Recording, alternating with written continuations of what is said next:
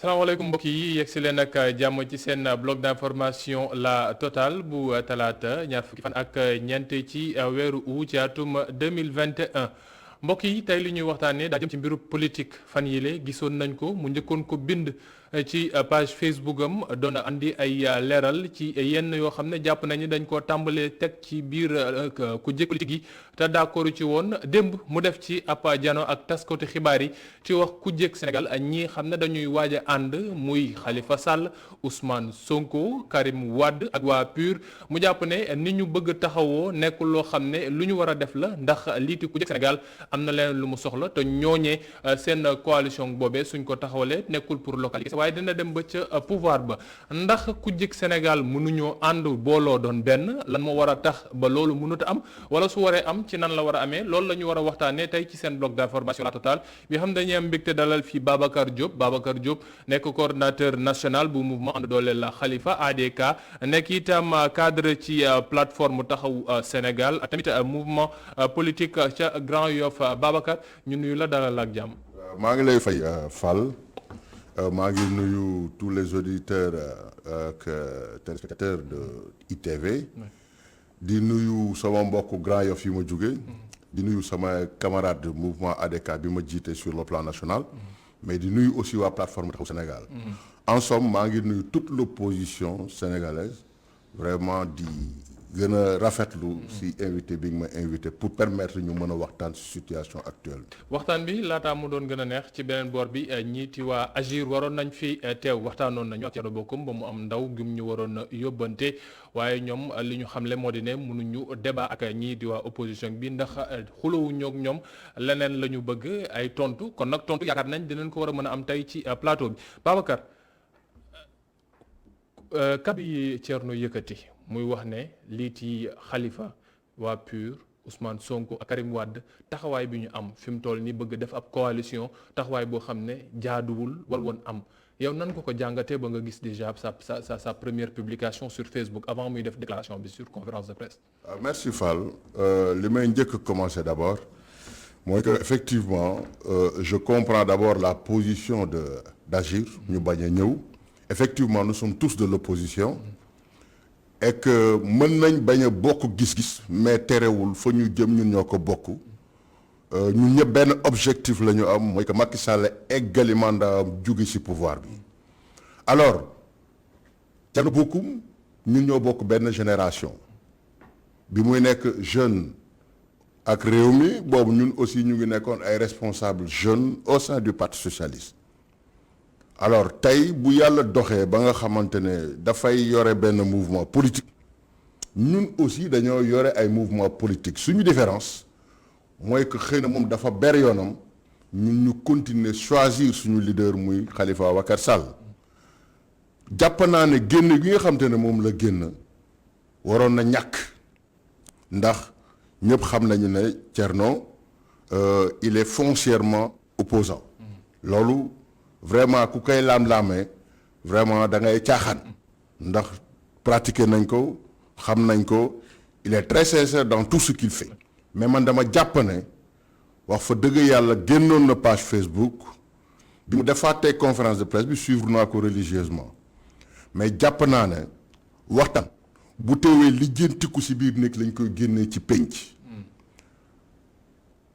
Thierno Bocoum suñu frère la am na possibilité gis Khalifa Sall am na possibilité gis Ousmane Sonko am na possibilité gis Moustapha Sy le guide religieux bi nga xamante ne moom moo jiite PUR je ne sais pas est-ce que am na accès si Karim Wade mais les responsables libéraux yu nekk fii nii am na possibilité pour gis leen jàpp naa ne bu dee am na loo xam daf ko metti waroon nañ ko mën a waxtaanee waxtaan bi nekk alors man li ma gis si conférence de presse bi jàpp naa ne populisme la gën a nirool que loo xamante ne tu chercher vraiment du réalisme lu xamante ne mooy lu ñu mën a waxtaan. populisme moom peut-être li mu jëm moo di ne da ngeen def seen consultation taxawal seen ab jéem a taxawal seen ab coalition te defoo leen ko boole woo leen ko ci. waaw est-ce que du loolu moo tax mu ni ngeen bëgg a taxawee nekkul loo xam ne lu jaadu la.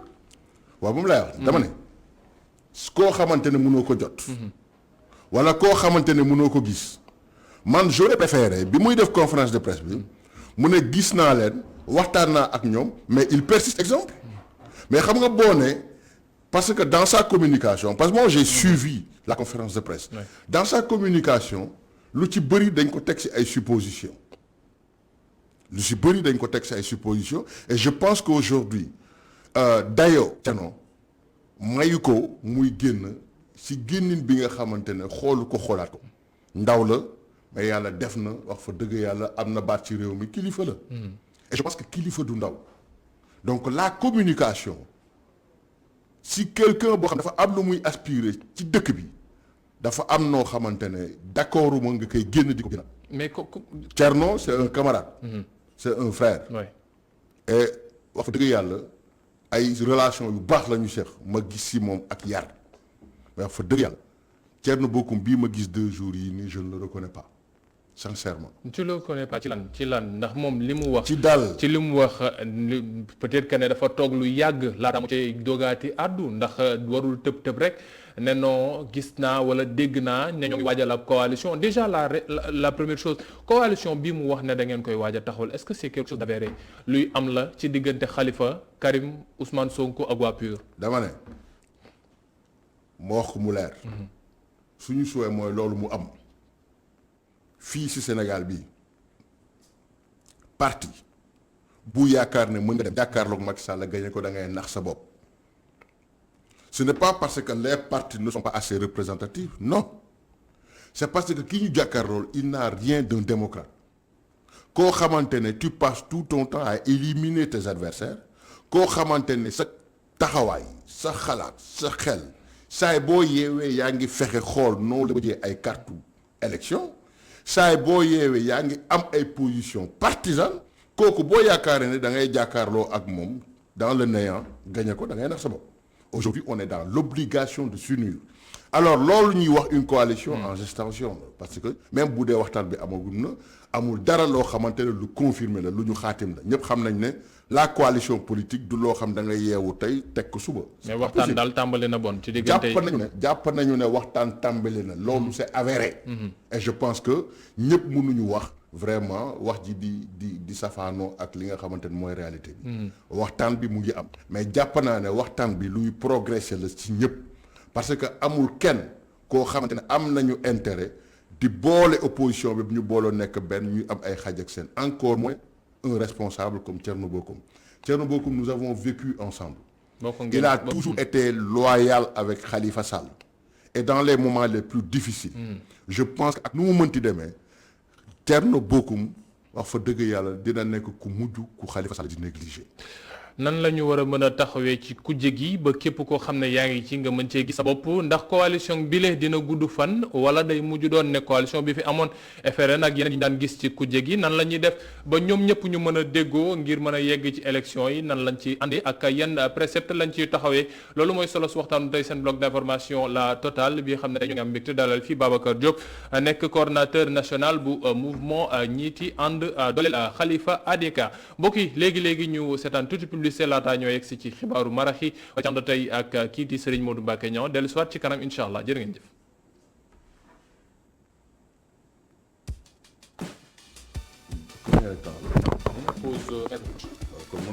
waaw.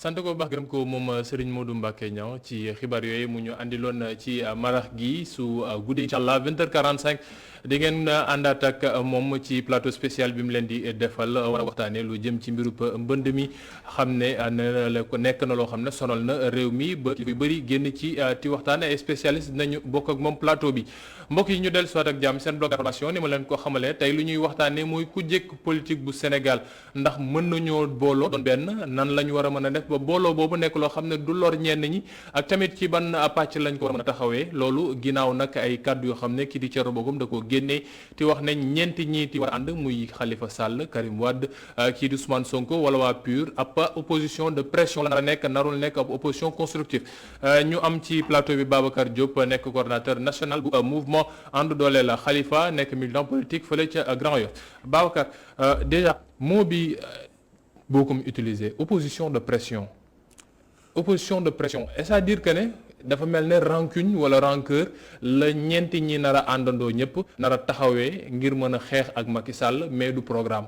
Moi je pense qu'une fois de plus mooy la ma waxoon tout à l'heure je pense que vraiment mon camarade Thierno Bocoum vraiment c'est une sortie malheureuse sincèrement ñun ñëpp dañ ko xamee woon ci benn style vraiment ci benn stratégie politique mais tey booy génn di utiliser yenn gros mots yi te ñun ñëpp ñu bokk opposition bi bokk benn objectif bokk benn orientation nga booy utiliser yenn mots yi ça c'est dérangeant et je pense que bokkul ci liy defar alors man bugguma ci polémique trop parce que y a quelque chose qui nous lie et je pense que loolu dara jógewu fi pour man erreur de communication la moom mën na am nag gis-gis bu bokkul ak ñun suñu gis. mais nee na tontu lay xaar parce que lu tax tey amuñu kenn de agir ci plateau bi mooy loolu nee na tontu lay xaar débatwul mais tontu lay xaar mot bi mu utilisé peut-être c'est justifié parce que Karim Wade on connaît tous l'histoire de Karim Wade ak nguuru ab Macky Sall on connaît tous l'histoire de Khalifa Sall ak caisse d'avance bu mairie Dakar coow bi ci andi ak liiti Ousmane Sonko PUR seen njiit ma fa newoon gis nañu nu mu mujjee nekk ci nguur gi est-ce que quand il utilise le mot opposition de pression il a pas raison. waaw non il faut de plus moom yow déjà yow da nga am entendement ci pression bi mu utiliser man am naa ci entendement. ban entendement nga ci non entendement bi gis nga une fois de plus moi je pense que li nga xamante ne moom am solo dëggantaan mooy que on se trompe de combat gis nga Fall nous on ne se trompe pas de combat nous avons un adversaire notre adversaire reste le président Macky Sall. Aujourd'hui notre devoir c'est de sensibiliser les populations pour qu'ils aillent inscrire massivement sur les listes électorales beneen bi mooy que mbënd mu ngi fi pandémie bi mu ngi fi les hausses des denrées de première nécessité mu ngi fi man pour man wax fa dëgg yàlla ay débat wu opposition ou je m'excuse le camarade Thierno Bocoum wax fa dëgg yàlla pour man loolu du priorité sénégalais yi par contre li nga xam moom moo am solo dëggantaan l'opposition a l'obligation de s'unir ak ku dégg loolu baax na ku ko déggul tu es libre de faire ce que tu veux mais ñun li ñu gëm une fois de plus mooy que le camarade Thierno Bocoum communication bi mu def en tout cas man ñu mel ni man bari nañu rafetluwuñu ko mais la nga xamante ne moom la ñu gëm te mu leer mooy que ñi xalaat benn yoon naan ay dañ koy yónni pouvoir daf ko yónni il se trompe Thierno Bocoum c'est un opposant et il demeure un opposant et je pense qu'il a sa place dans l'opposition. mais li ma wax ma taxawaat ci pour ñu wax ci ay leeral pour ñu mën a avancer comme ni nga ko bëggee. ndax yeneen ponk am na ci waxtaan bi mais les mots pression qu'il a utilisé ñeenti ñu mu wax ñëpp mën na wax ne ñooñu dañu bëgg def pression rek mais andiwuñu programme wala plan boo xam ne mën na tax ñu ni non coalition. mën na lay wax ne nee naa la loolu dégg-déggam la gis-gisam la il a le droit de penser. mais dama ne. loolu duñ ko ci tontu. mais c'est justifié quand même. non c'est pas dama ne y a absolument rien. dama ne bu doon loolu kon Sonko du leen topp su doon loolu la PUR lan la fay def PUR lan lay def ci groupe de pression boobu noonu dama ne. mais PUR gis nañu lu tax moom war mën a dem. PUR ko jiite woon seen seen parti gis nañu fu mu mujjee. kan la yóbbu. gis nañu fu mu mujjee. non kan la yóbbu. non c'est-à-dire que c'est une question que je vous pose. kan la yóbbu. groupe de pression boobu noonu lan la fa kon Sonko di def je dis et je répète dama ne li nga xamante ne moom mooy la base le socle de l'opposition c'est le besoin c'est une demande sociale aujourd'hui ñun ñëpp ñoo bokk benn préoccupation ñun ñëpp ñoo bokk benn orientation mooy que ñun ñëpp on est conscient que Macky Sall a un objectif précis c'est de faire un troisième mandat si lay dox si lay wax si lay liggéey aujourd'hui ñun ñëpp dafa am fu ñu jaar am lu ñu dund en 2011 avec le président Abdoulaye Wade que je rends hommage de passage tey bu ñu jógee situation yooyu ñëw ba presque 10 ans plus de 10 ans après ñu gis na ñun fa ñu jógee woon Macky Sall daf ñu bëgg a delloowaat à la case départ mais on ne doit pas l'accepter et la meilleure façon aujourd'hui de faire face c'est de s'unir aujourd'hui man lépp loo xamante ne loolu leneen lu fi nit teg c'est des détails une fois de plus. mais union et je pense une fois de plus que le camarade Thierno Bocoum man dama koy demander solennellement sortie yi nii ça n'a pas de sens. aujourd'hui question boobu doon muy laajte noonu su ko soxaloon dëggantaan xam na yan kano lay jaar loolu mu wax noonu je dis et je répète que c'est une sortie vraiment malheureuse. léegi lu jëm ci kujje gi booloo bi ñuy wax booloo su fekkee moom Thierno Bocoum génn na wax ne coalition boobu warut a am wala warut a taxaw est-ce que du dans le passé li mu gis ne yenn ci coalition ñu mujjee gis nañ fi FRN xam na de boole woon nañ fi ay kujje ñu ñëw xool nu ñu taxawee à la limite ñu dem ci dialogue politique ba mbir ya ñenn ñi dugg ci biir parti ci mouvance présidentielle bi ñeneen ñi ñuy wax ne ñoo ngi ci bunt bi ba léegi est-ce que loolu yëpp su ko gisee warul tax mu ni non liiti coalition warul mën a amaat ci noonu. moom laa lay wax une fois de plus c'est-à-dire que ay njàngatam moom loolu moom la engagé chaque responsable politique a une vision par rapport vraiment à chaque situation bu taxaw mais est-ce que le fait que front de résistance nationale am ñu ci génn dem ndax dafa tas front de résistance nationale au contraire le front de résistance nationale dafa gën a renforcer wu tey jii mën nga wax ne y a deux grands pôles au niveau de l'opposition. renforcer wu front kenn déggatu ko. non front kenn déggatu le front on les voit plus on les entend plus. c'est à la limite inexistante. non ils sont ñu ngi waxtaan et ils préparent ensemble vraiment des perspectives et je pense que c'est à cette perspective yooyu noonu moom moo andi les grands pôles. xam nga fii ba léegi coalition bi nit ñi di wax ñu mu nekk vraiment ñu nekk di ko tëgg. coalition boobu noonu du ay coalition de partis c'est des pôles aujourd'hui quand tu parles de Taxawu Sénégal il y a plusieurs structures dedans et récemment dégg nañu ne le parti Pastef a reçu plus de 13 mouvements de soutien yoo xam ne dañu reçu et ku xam PDS xam ne PDS est entouré de grands partis qui sont xam nga ñu nekk ci biir donc ba man bi may mujjee xam di dégg notre doyen Mamadou Diop Decroix était avec eux donc muy Mamadou Diop Decroix kii Tekki de Diallo Mamadou Lamine Diallo entre autres tous ñoom ñëpp dañu nekkoon ci biir pôlu PDS bi et ensuite il y a PUR je pense que kon ay pôle la et pôle yooyu que ñu wax ko ñu bañ ko wax mais c'est 4 pôles qui ont réussi le parrainage non nañu waxante dëgg c'est 4 pôles qui ont réussi le parrainage tey ñi nga xamante ne ñoom ñoo réussiroon seen parrainage et que après ñu nekk ñu fi mooy ñi nga xamante ne dañu dem rejoindre la mouvance présidentielle et dans la communication de mon camarade Thierno Bocoum dafa ne ñoom bi nga xamante ne heure parrainage jot na ñoom bi nga xamante ne dem nañu peut-être xëy na yàlla def na seen parrainage kii matul ñoom dañu ñëw rejoindre ci maintenant Idrissa Seck bi nga xamante ne moom moo leen demoon seeti waxtaan ak ñoom pour ñu rejoindre ñu préparer ay élections présidentielles et moi je pense qu'aujourd'hui li nga xamante ne moom la soxla woon comme ay information par rapport ak coalition beeg wax yooyu noonu je répète une fois de plus il a la possibilité il a les canaux vraiment pour être informé juste et vrai il n'avait pas besoin vraiment de faire cette sortie ndax ñun benn préoccupation la ñu am ñun ñëpp ay opposition lañu nekk ñun ñëpp ñoo bokk benn objectif mooy que na Macky Sall eggali mandat am dem ci jàmm ak salaam. et je pense que loolu buñ ko bëggee nag mënuñu ko def dans la division. mais mënoo leen ko def dans la division mais ki ko ne Thierno Bocoum xam ne su fekkee ne demul sax élection présidentielle bi weesu am na taxawaay gi mu am ci kujje gi gis nañu ay sortem yu muy def gis nañu taxawaay gi xam ne amoon na ko jamono yu nekkee à l'Assemblée nationale ak yeneen yoo xam ne moo ngi koy taxaw ci Khalifa Sall ak ñeneen ñi xam ne ñëpp ñoo ngi ci kujje gi lan moo waral parce que problème bi est-ce que c'est pas ça le nœud gorgeant du problème lan moo waral ngeen di def ab coalition demoo leen seeti ji Thierno ne ko Thierno am na benn taxawaay boo xam ne bëgg nañu amal moom ni mu ko waxee peut-être dina weesu liiti local yi dina dem ci législative yi war a dem itam ci présidentielle ñu waxtaan ko su fekkee da ngeen di booloo doon benn kay bu nekk benn say boobu.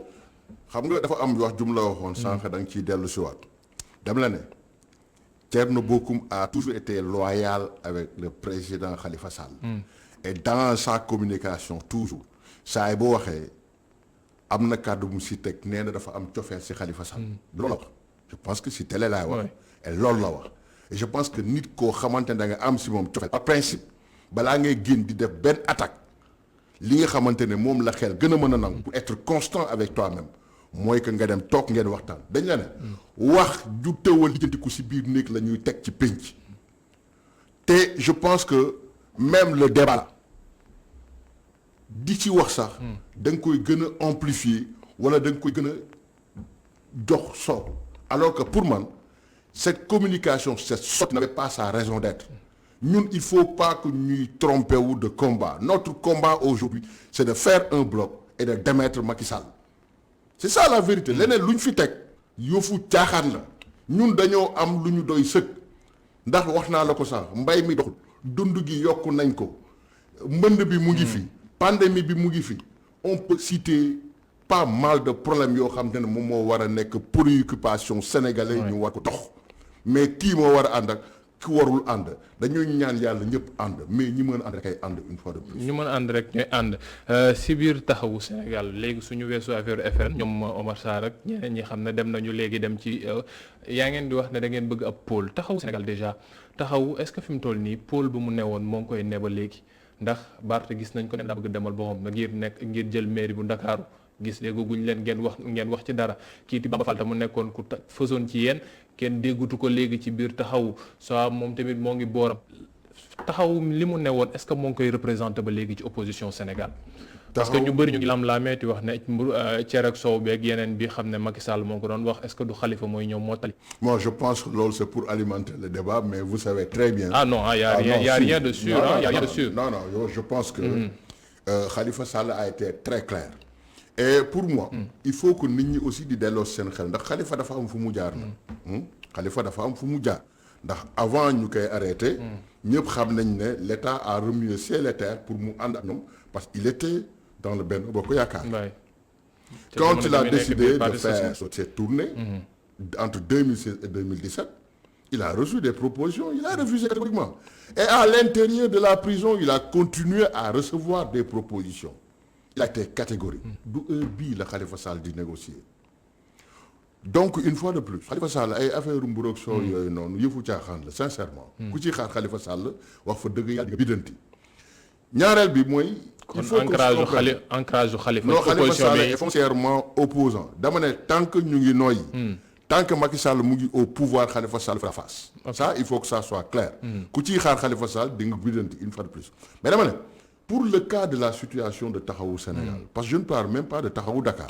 c'est le Taxawu Sénégal la ñu wax dama ne il n'y a aucun problème la plateforme Taxawu Sénégal reste un et indivisible nous avons un leader nous avons une orientation nous avons une vision mosoo leen dégg fu Barthélémy Dias waxee ne dafay ber listam gis nga nit ku nekk nañ koy waxal li muy wax Barthélémy Dias saay bu waxee il a toujours réitéré son ancrage à côté de son grand frère à côté de son leader Khalifa Ababacar Sall. mais Barthélémy moo dafa gënoon jege Sonko que Khalifa. parce que amul xeexam dafa mel ne ci wetu Sonko la doon gën a gisee ko ci côté Khalifa. non kooku moom laa expliqué. gis nga ay gis-gis la. et je comprends absolument vraiment yéen seeni orientation vous en tant que journaliste yéen moom fu muy xambee jaxasoo rek ngeen non pas jaxasoo dañu bëgg lu leer rek parce que ñaar ñoo xam ne dañuy gis ne léegi de plus en plus moom nee na déjà day dem mairie Dakar Khalifa waxagu ci lu leer soo am moo ngi sur place moom tamit moo ngi xaar yéen ngeen tàgg ko Bamba Fall à côté Médina moom tamit moo ngi taxaw nekk en stand-by yooyu yëpp nekk ay mbir yoo xam ne dañ ci war a wax le camarade Bamba Fall kenn mosu ko dégg mu ne candidat la sur quoi que ce soit ça c'est un de deux Soham Wardini dafa ne elle est candidate à la candidature Barthélémy Dias nee na il est candidat à la candidature il faut que ça soit clair parce que kuréel dafa am nu muy doxee man maay candidat amul fenn mais il a le droit de poser sa candidature sa candidature xam nga pour il a le droit c'est-à-dire que c'est la démocratie et je pense que am na benn débat bu suñu camarade bi seen confrère Pape Alé Niang waxoon ak Khalifa Sall daf ko waxoon ne ko fii Taxawu Sénégal lépp lu ñuy waxtaanee la et des fois il m'arrive que man ñu may contredire aujourd'hui su dee Khalifa Sall moo ma wax lool nga xamante ne fii lépp lu ñuy taj waxtaanee la Barthélémy Dias moom ak Ousmane Sonko ils sont de la même génération donc war nañ mën a fréquenter te mën nañu waxtaan et puis ce n'est pas que Ousmane Sonko Barthélémy Dias ñëpp xam nañ ne day fréquenter Bougane Gueye Dany ñëpp xam nañ ne dafa doon fréquenter Malick Gakou. ñëpp xam nañ ne dafa doon fréquenter ñoom Thierno Bocoum et cetera. On est tous de la même génération. dafa doon fréquenter Malick Gakou dafa bokkatul opposition bi wala. non Malick Gakou est toujours dans l'opposition. bon pourquoi yaa ngeen koy fréquenter ba léegi bon. mais tant que ñu ngi mën a ànd dama ne même s'il était au pouvoir. mais c'est une relation humaine Jambar. C'est une relation humaine. Non, je parle politiquement. Quand on parle, même si aujourd'hui c'est de la politique, Malick Gakou est dans l'opposition. Il est dans les activités de l'opposition et il siège dans l'opposition. Donc loolu kenn du ko lam-lamee. wala nga yëg am nga yëg ñun du ñu yëgul. alors pour dellu si waat ci plateforme Taxawu Sénégal. Taxawu Sénégal n'a aucun problème. vraiment lépp loo xam ñu ngi ko war a liggéey ñu ngi koy liggéey. parce que chaque fois on dit Taxawu Sénégal voix dissonante yi day bëri da ngay dégg kii wax fii kenn wax fële yi doo xam ban mooy kàddu bu mujj bi ndax du ñu dégg Khalifa moom la personne ressource en tant que telle duñ ko dégg muy jël décision duñ ko dégg muy jël prise de position pour wax ne non taxawul lii la wax on vous entend pas muy ci mbiru parrainage yi muy ci mbiru caution bi mujj muy ci mbiru mairie Ndakaaru gars yi ñoo ku nekk ngi bëgg xëccoo mais dégguñu ba léegi la voix de Taxawu Sénégal loolu mooy alimenté nit ñi ci wax ne taxawu est-ce que c'est vraiment quelque chose fi mu toll nii. non xam na laa bëgg nga wax ma. yan kàddu nga dégg mu jib Taxawu Sénégal. mu nekk ay kàddu yu wuute. dama ne. da nga ne. dafa bëri ay kàddu yoo xam ne day wuute te Khalifa Sall du àtte su ma déggee. dama ni bëri na kàddu yu ñuy yëkkati te jamais on entend le jugement de Khalifa. non mais parce que c'est des voix autorisées. gis nga dama ne ñun nekkuñu ci cantonnement militaire. nekkuñu ci daara alxuraan ñun ci structure politique la ñu nekk. ñun suñu koy politique amul koo xamante ne ñëpp da ngay wax ñëpp a defar sàpp yi. chacun d'entre nous wax fa dëgg yàlla bu heure wax jotee ña war a wax dinañ wax mais dama bëgg mu leer. kenn musul dégg nit wax keneen génn contredire ko. et ça je lance un défi. amul kenn koo xamante ne di nga dégg Barth wax jaar ni. après nga dégg Babacar Diop génn jaar ne wala nga dégg Pala Samb wala nga dégg benn Madiop wala benn autre responsable en tout cas qui a koo xamante ne voix autorisée la si plateforme bi mu wax contredire moroomam. alors maintenant pourquoi Khalifa Sall doit sortir. Khalifa Sall c'est un leader doit savoir prendre de la hauteur. bés bu mu war a wax jotee dina wax. mais ñun mine de rien ku ci nekk ñun si ñun ñi mu la wax noonu. mine de rien def plus de 20 ans de carrière politique. léegi est-ce que ñun toll nañ foo xamante ne fépp wax nañ foo war a dem wala lu ñu war a def Khalifa Sall daf ñu war a orienter. non on est assez majeur en politique. et je pense que chaque acte posé war nañ xam fan lañ koy def nan lañ koy defee ak kañ lañ ko war a def. et je pense que moo tax Khalifa Sall même par sa stratégie politique. son style et cetera et tout Khalifa du kuy wax lu bari. mais li ma mën a wax mooy que Taxawu Sénégal amul benn problème. d'accord on se réunit. attention on se réunit régulièrement. yaa ngi di waxtaan bon daal fi mu toll nii lépp. la plateforme Taxawu Sénégal se réunit régulièrement te réunion yi ñuy def Bamba Fall Soham Wardini Barthélémy Dias ñëpp dañ fay ne.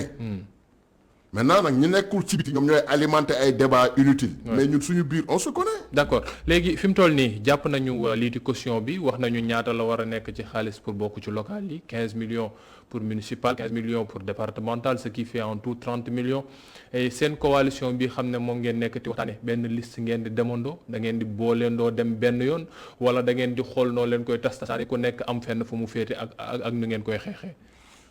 xam nga li may laaj ni c'est des stratégies politiques. les stratégies politiques ne se dévoilent pas. mais on peut analyser. non vous pouvez analyser vous. man li ma bëggëm. li nga xamante ne mooy suñu souhait. c'est que cette grande coalition de l'opposition. ñu mën koo réaliser. pour man c'est la seule voie. pour local yi déjà. pour local yi et pourquoi pas législative yi. yi nga bu ñu demee élection présidentielle.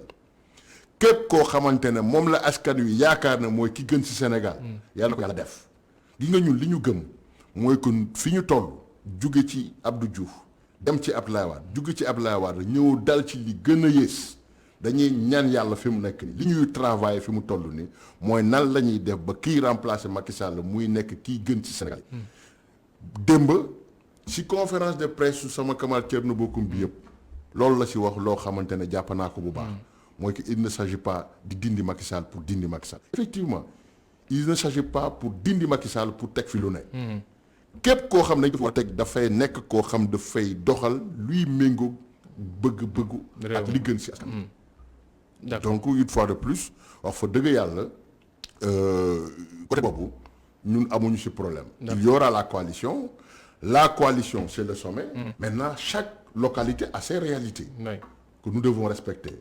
la seule chose bi nga xamante ne man leer na ma ne dégg naa ko leer na ma nañ mooy que tout sauf la moitié présidentielle. loolu moom ngeen jàpp fi mu toll nii. loolu mooy li ñu gëm. te loolu mooy li gën léegi nag dina am ay partis yoo xamante ne di nga dem Koumpentoum.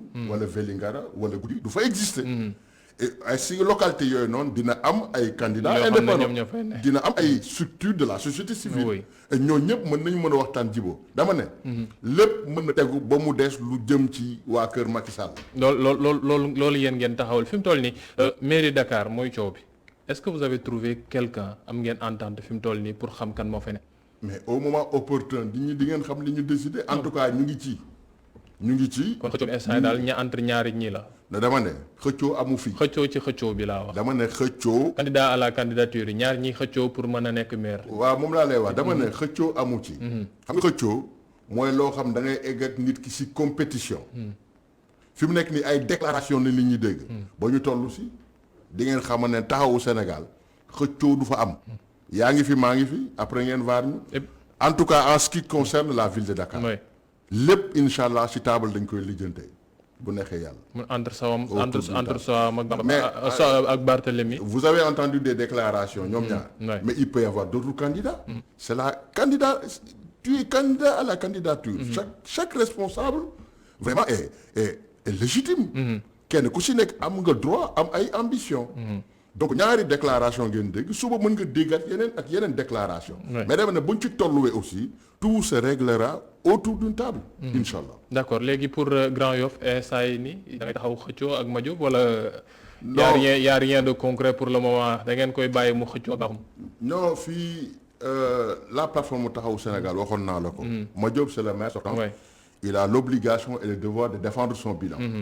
mais ceci ne veut pas dire que Madiop moom la ñu ne mooy candidat non c'est-à-dire que la plateforme taxawu Sénégal ni comme parti socialiste wala comme ni taxawu Dakar doon fonctionner noonu la commune yëpp di fonctionner l'écrasante majorité su amee commune yoo xam dafay am plusieurs candidats forcément dañuy dem vers des primaires internes et là je pense que ñi nga xam te ne fekkee nañ 2009 ñi fekkee 2014 bi ñoom xam nañ ne noonu lay demee et je parle sous le contrôle de beaucoup de maires qui sont actuellement fii. donc Babacar candidat à la primaire. non moi je ne suis pas candidat aux primaires.